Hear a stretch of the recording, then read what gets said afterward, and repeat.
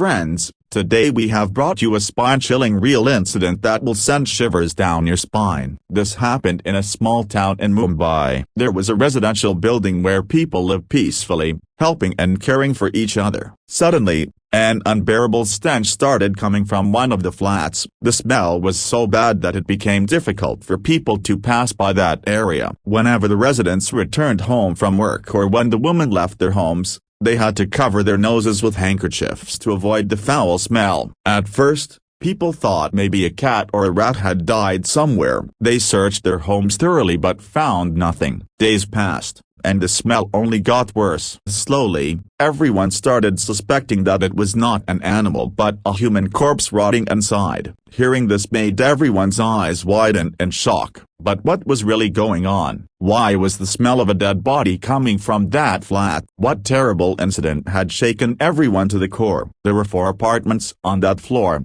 701, 702, 703, and 704. People were confused and started questioning each other.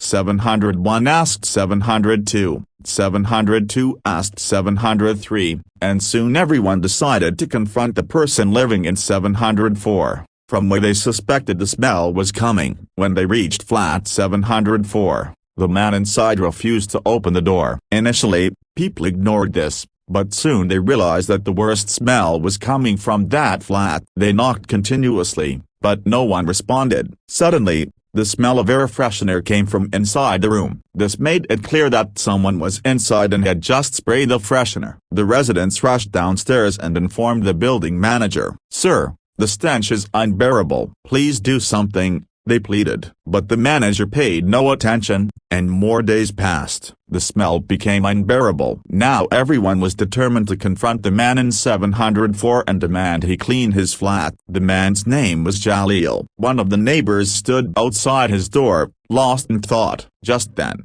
Jalil came out of the room. The neighbor immediately said, "There's a terrible smell coming from your flat. We can't even stand here on the 7th floor. Maybe an animal died inside. You should clean your apartment." Jalil replied coldly, "Really? Smell? I don't smell anything. Anyway, I'll clean up when I return from work in the evening," and he quickly left. The neighbor stood there, wondering, "We're suffocating out here, and this man is living inside that stench. How?" He rushed to the other residents and shared his doubts about Jalil's strange behavior. The residents immediately went to the building manager and discussed the matter. That's when someone recalled a recent horrific case in Delhi, where a man murdered a girl, chopped her into pieces, and stored her body parts in a fridge. Now everyone feared that something similar might be happening in flat 704. Jalil and his wife lived separately from others. While other families in the building interacted well,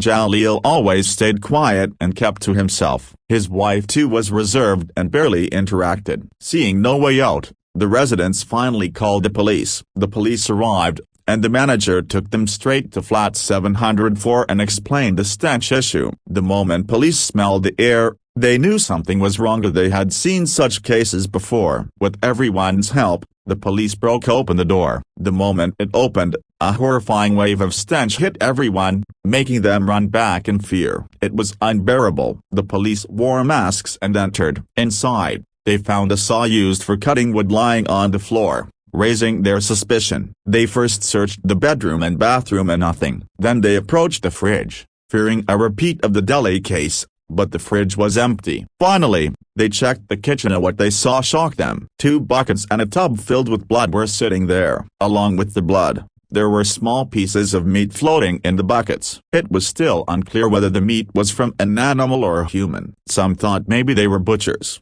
and it was animal meat. But their doubts turned into horror when they saw a human leg inside one of the buckets. There were also many small pieces of flesh scattered. Digging deeper, the police found a pressure cooker on the stove. They opened it and were stunned. It was filled with flesh pieces. There was a tawa, flat pan, too, which showed signs of meat being fried. Questions flooded the officers' minds. Whose body was this? Who was murdered and chopped into pieces? Meanwhile, the police found a broken bangle belonging to a woman. Now they were sure the body was of a woman. They started questioning nearby residents, who revealed that the flat belonged to Jalil and his wife Mabina. They also said they hadn't seen Mabina for 2 or 3 days. Suspicion grew. What was this Mabina? Only Jalil could tell the truth now. The police planned to catch Jalil smartly. They deployed 2 officers in civilian clothes inside the building while the rest waited outside. By evening, Jalil returned from work. As he reached, the police surrounded him and caught him immediately. Shocked, Jalil stammered as they asked, "Where is your wife? What's going on in your flat?" Jalil broke down. "Sir, let's sit inside. I will tell you everything, but I swear I'm not the culprit." The police said, "Tell us the truth. We'll find out the rest ourselves." Lighting a cigarette, Jalil began. "I used to live with my parents in a small house. I worked as a laborer. When my parents passed away, I was left all alone. I was already jobless, struggling for work. Later, I got a stable job at a grocery store. The locals liked me. I became popular. One day, a woman named Mabina came to my shop. She kept coming, and I started liking her. Days passed. But then a terrible accident happened. I was hit by a car and lost a lot of blood. They gave me a blood transfusion and saved me. But a few months later, I fell sick again. Tests revealed that I had cancer. The doctors hinted the disease might have come from the transfused blood. I started treatment and kept working. Mabina and I grew close and finally got married. Life was good initially. I rented out my house and earned a superscript 135,000 monthly rent. We lived in a flat where rent was a superscript 110,000. I managed well. Mabina lived earlier with her uncle as her parents were separated. Later, both her uncle and mother passed away. She and her sisters worked hard to survive. Then the grocery store shut down, and I lost my job. Financial troubles started. Mabina kept asking for money. We fought daily. She doubted me, accused me of affairs with factory women. She snatched my phone, screamed, and insulted me. One day, fed up, I slapped her. She cried the entire day. I went to work, praying for peace. When I returned and opened the door, my world shattered. The Mabina lay lifeless on the floor, frothing at the mouth. She had poisoned herself. The police asked, "If she killed herself, why didn't you report it?" I answered, trembling, "I was scared you'd blame me and jail me." I panicked. I thought of disposing of the body, but carrying it down from the 7th floor was impossible. Someone would see me. So, I decided to chop the body. Hearing this, the entire room went silent.